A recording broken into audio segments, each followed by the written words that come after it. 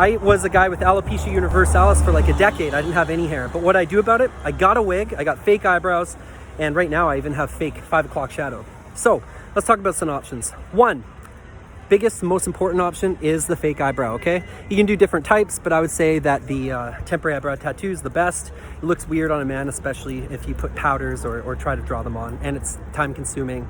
More of a kind of a womanly practice, and even with women who don't have brows, drawn on brows kind of look weird. Drawn brows, you're meant to use pencils to fill, not to make brows. So temporary eyebrow tattoos like this are great. I wear the Everyday Brow for my 2 brows, and size extra large. Generally a darker brow is good on a man, and bigger on the face. All right, if you lose all your hair on top, just go straight up for a wig, okay? Yeah, you can get one for $500 to a couple thousand. That sucks, I know, especially if you don't have that much money, but if you can, certainly can be a confidence boost. I wore one for like half a decade, okay? And I was in the military, so I had to get it cut to military standards. So if you're not in the military and you don't need short hair, just get a shaggy wig. It's impossible to tell. Even if the short hair, you can still do it, and I did it. A lot of people come in injection, they'll be like, oh, well, it'll be awkward. Yeah, maybe for the first day, but then you'll get over it. Everybody else will forget if you just wear it all the time, and life will move on after a day. Are you willing to have a day of awkwardness to feel really good about yourself and how you look, and go on good dates and have a good social dating life or whatever?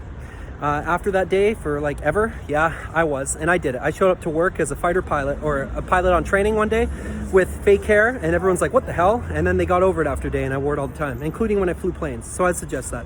If you have some of your hair left on top, like me, not so common, but make it look like you wanted to have it like this. I make it look like I wanted to have a mohawk, and I shave everything on the sides so it looks like I wanted to have a mohawk kind of on top, and I use the hair thickening fibers on top. You can spray those in.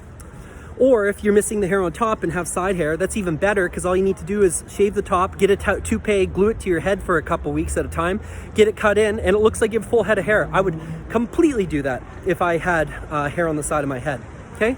As far as for a fake beard, if you want a beard, you can have a fake 5 o'clock shadow, get some face paint, and there's a little, it's called a stipple sponge. You can just put it on, make it look like you have some whiskers.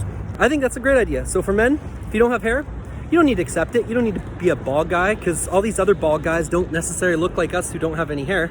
You can give yourself fake 5 o'clock shadow, fake brows, and even fake hair. I've done all 3, and I completely recommend it. Totally worth it. Confident booster. Take care. At my2brows.com, we sell brows in 5 different sizes, 5 different styles, and 11 colors. And you can choose whichever one you want.